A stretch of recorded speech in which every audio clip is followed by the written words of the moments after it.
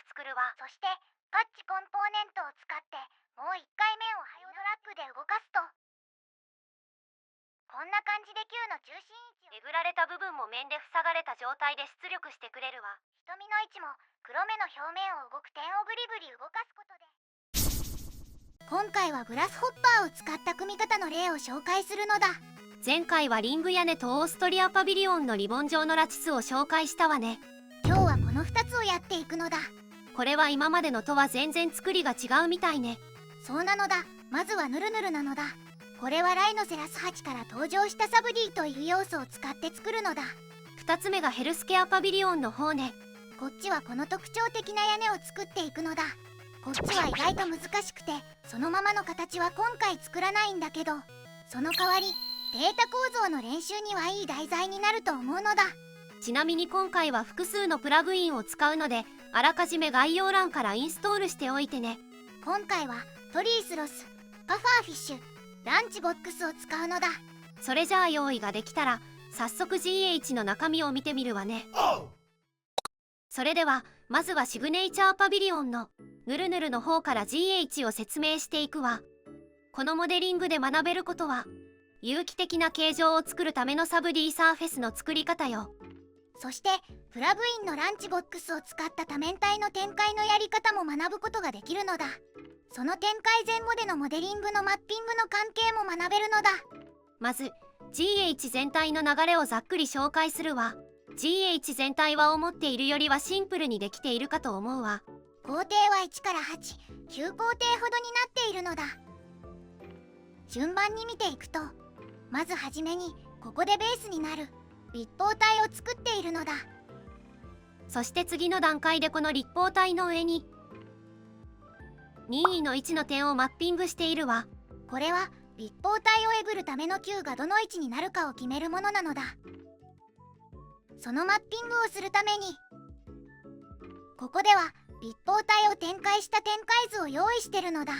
この展開図の上に設定した点を展開前の立方体の同じ位置に投影するためにこのマッピングのコンポーネントを使っているわ。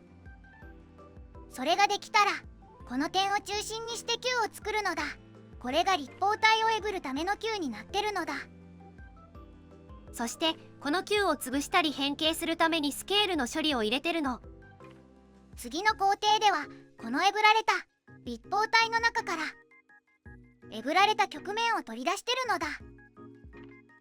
またこの面の中心点を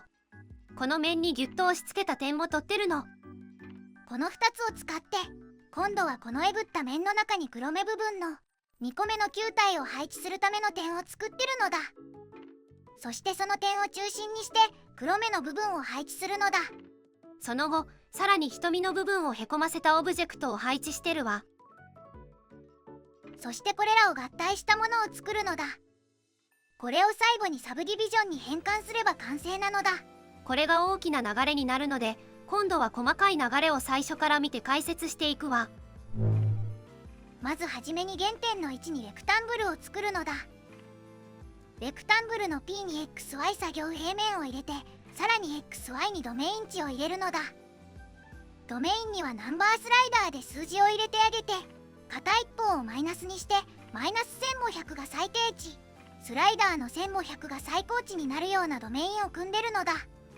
この入力ができたら次にこのレクタングルをボックスレクタングルコンポーネントに入れて H にナンバースライダーの値を2倍にしたものを入れるわ。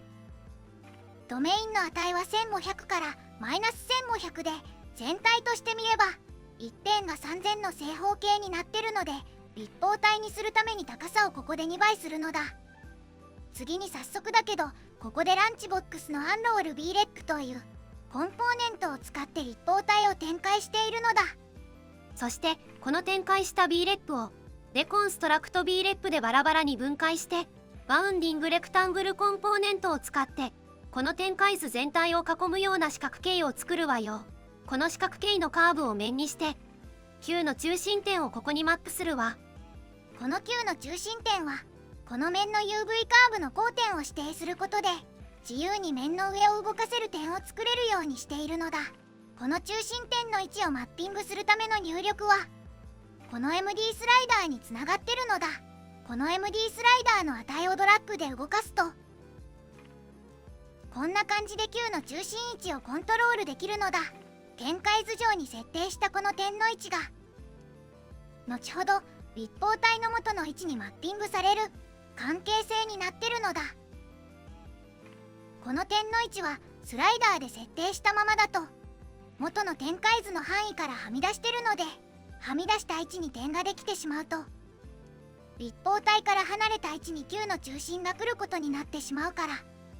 元の辺の位置に中心点を移動させる必要があるのだ。わかりやすくするために展開図の外側に点を作っておいて、こんな関係になった時に元の展開図の位置に点を移動させるためにここで B レップクローゼストポイントを使ってるのだ。こうすることで元の展開図の一番近い位置に点を寄せることができたのだ。そして元々の展開図の各面はバラバラの状態に分解されてるから、その中から寄せた中心点に一番近い面だけを選びたいので、ここでソートをかけるわ。クローゼスと B レップのディスタンスの値をソートのキーにするのだ。そして寄せた点を P の端子に入力して一番近い点をまず取り出してるのだ。ここでは何をしてるかというと、 B の端子にはアイテムインデックスの値が入れてあるわ。これは元の展開図の何番目の面のところに P の点が当たっていたかを取り出すために準備をしているのだ。今、例えばこの近接点のある面の位置が立方体の6面のうち2番目に該当していたとすると、この B で取り出しているインデックスは2番目の面に割り振られているインデックスを取り出しているということになるのだ。そして C の端子からはその該当する面を取り出してるわ。この面がさっきの例でいう2番目の面ってことになるのだ。そして展開前の立方体からも2番目の位置に該当する面を取り出したいので、さっき B から取り出したインデックスをリストアイテムに再びつないで、元の立方体の6面からもこの2番目の面を取り出せたわ。これで同じ2番目の面同士で中心点の位置をマッピング、つまり投影できるようになるのだ。右側の面に対応する左側の面のある一点に中心点を移動させることができるの。それがマップポイントトゥーサーフェスというコンポーネントでできるのだ。そうするとこんな感じでマッピングが行われたのだ。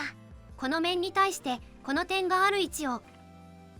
こっち側から見たような形で投影できたようね。これでえぐるための球の中心点がマッピングされたのだ。続いてこの中心点の位置に球を作るわ。そしてパラメーターを使って球の縦横、高さを自由自在に潰すために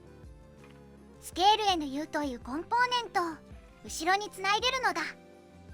このスケール NU の XYZ にはそれぞれここでスケールを0から 1.0 に調整するためのナンバースライダーをつないでるわ。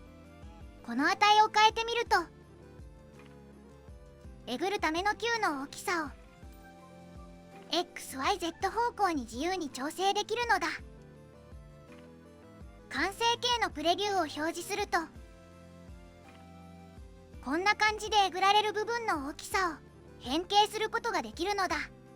この処理が終わったら元の立方体と変形した球を使ってソリッドディファレンスコンポーネントで形状をえぐるのだ。トリムではなくソリッドディファレンスを使うことでえぐられた部分も面で塞がれた状態で出力してくれるわ。次はえぐられた面の中にこの黒目の部分の球を作っていきたいので、この面のどこに黒目を配置していくかを決めるためにとりあえずここの面だけを取り出したいのだ。そのためにこのえぐられた立方体をデコンストラクト B レップで分解してこの立方体の角面の中心点をエリアコンポーネントで作っているのだ。エリアコンポーネントのセントロイドをえぐられた後の立方体の面にギュッと押し当てて、その点を変形前の立方体の角面にさらに押し当てるのだ。そうするとえぐられた面に押し当てた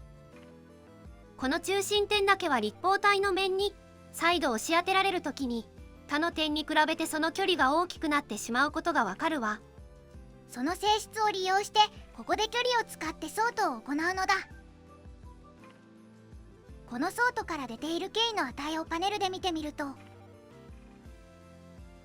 一つだけとても大きくなっていることがわかるのだ。これがさっき説明した元の立方体からの距離を表してるのだ。他の面の中心点は元の立方体にぴったりくっついているので移動距離がゼロになってるけど、えぐられている面だけは立方体の角面から離れてるから最短距離で1116みたいになってるのよ。ここでラージャーザンコンポーネントを使ってその目的の点だけをブール値のトゥルーに直して、ブール値をカルパターンの P 端子に入れてあげると、このえぐられた面だけを取り出すことができるのだ。また1回目に押し付けた点も同様にソートリストに入れてあげて、一番距離が遠い点をリストアイテムで取り出したいのだ。リストアイテムの i に入れる値は一番遠い点のインデックス、つまりリストの一番最後の点に当たるから、ここにマイナス1を入れてるのだ。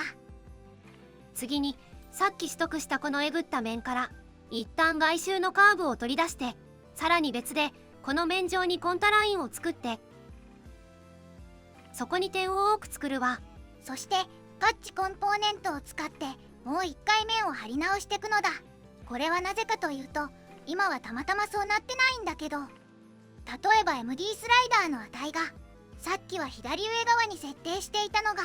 右側に Q が来るようなパラメータになった場合に、この球体のつなぎ目の位置によってえぐられた面が左右に分けられてしまうことがあるからなのだ。これは Q の得意点の性質上仕方ないんだけど、こうなってしまうとリストの中身がこんな感じで2つの面に分かれて出てきちゃうの。だからここで面を1つにつないであげないと、片側だけを取り出してこの右側の面だけで黒目の位置を作るようなアルゴリズムになってしまうの。しかもさっきと同様にエバリュエイトサーフェスを使って黒目の位置を MD スライダーでコントロールしようとすると、ここにはサーフェスの形式でしかデータを渡せなくなるのだ。 B レップジョインによって作られるこの面は2つのサーフェスが単純につながった状態なので、あくまでもポリサーフェスという扱いなのだ。ポリサーフェスは B レップの一つなので、ここはオープン B レップというデータの形式になるのだ。なのでエバリュエイトサーフェスに直接入れてしまうと、サーフェスじゃないよというエラーが出てしまうの。なのでそれをどうにかするためにこの中間の処理を挟んでいるということなの。この処理をどうにかするために、ここでパッチコンポーネントを使ってこのカーブに対して面を貼り直してるという状態になってるのだ。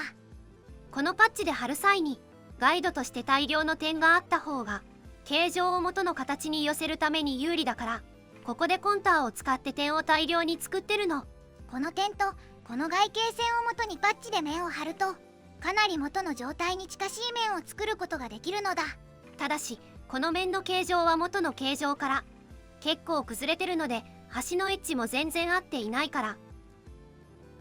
あくまで黒目の中心点を作るためだけに使う面になってるわ。ここで取得したこの点をまた元の B レップに押し当てると、これで黒目の位置になる中心点をきれいに取り出せたのだ。そしたらここに黒目になる球を作るわ。黒目の大きさは必ずこの立方体をえぐる球体よりも小さくなってほしいから、球の半径をこの目の半径という値で割ったもう少し小さい値をスフィアの半径につないでいくのだ。今立方体をえぐってる球の半径は2396となってて、目の半径はこれを 2.24 で割った大きさとして入力してるわ。続いてこの黒目の中でへこんでいる瞳を作ってくのだ。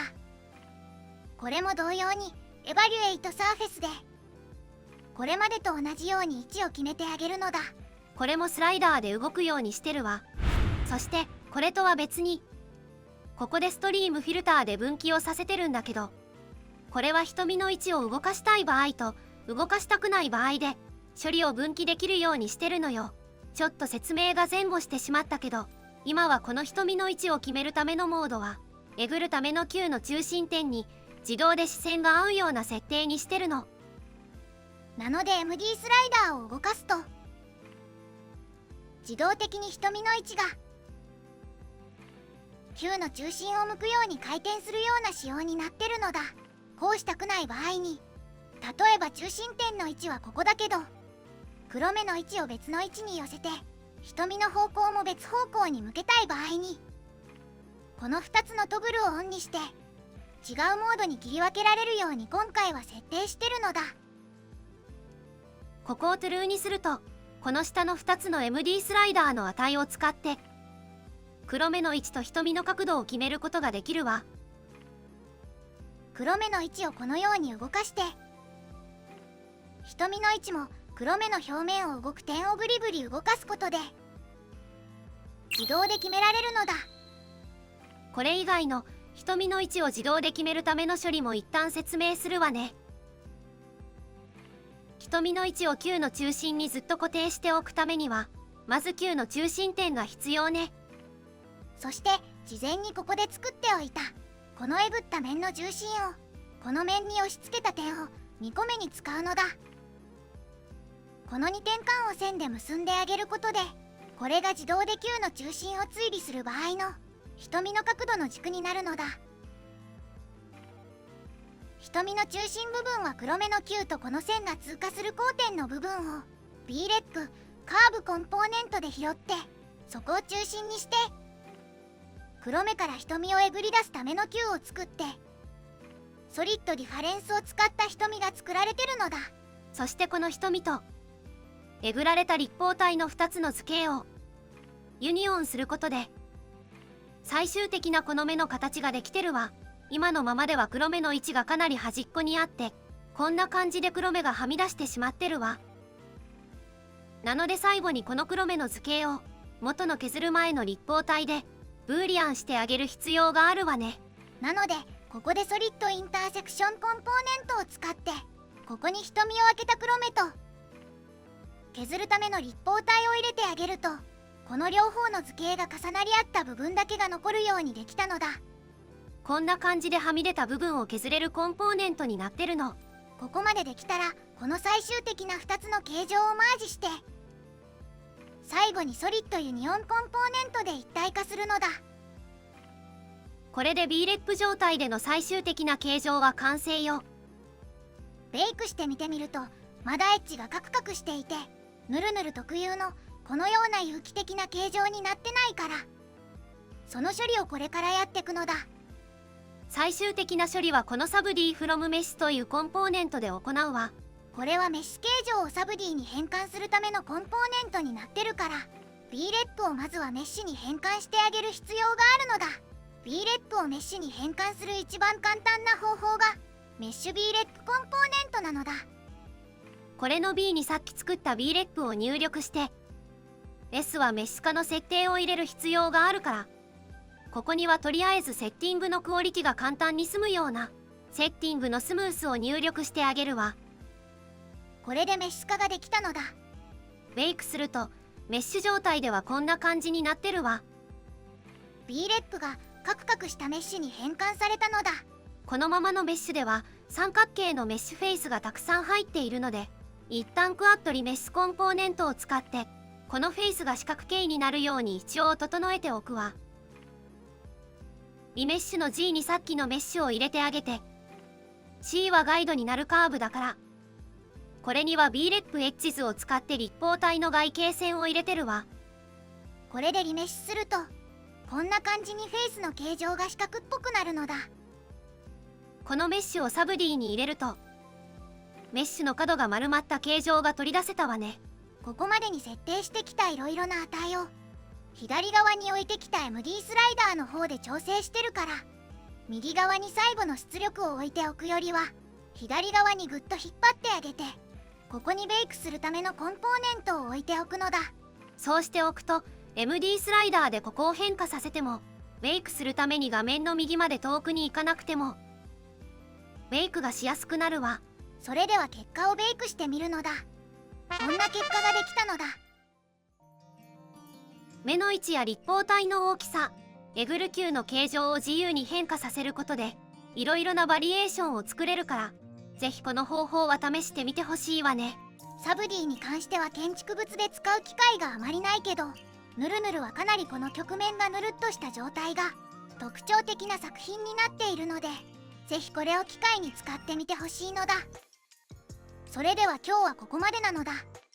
2つ目のモデルは解説が長くなっちゃいそうなので、後半は別の動画でまた解説するよ。ご視聴ありがとうございました。ご視聴ありがとうございました。少しでも気に入っていただけた方は、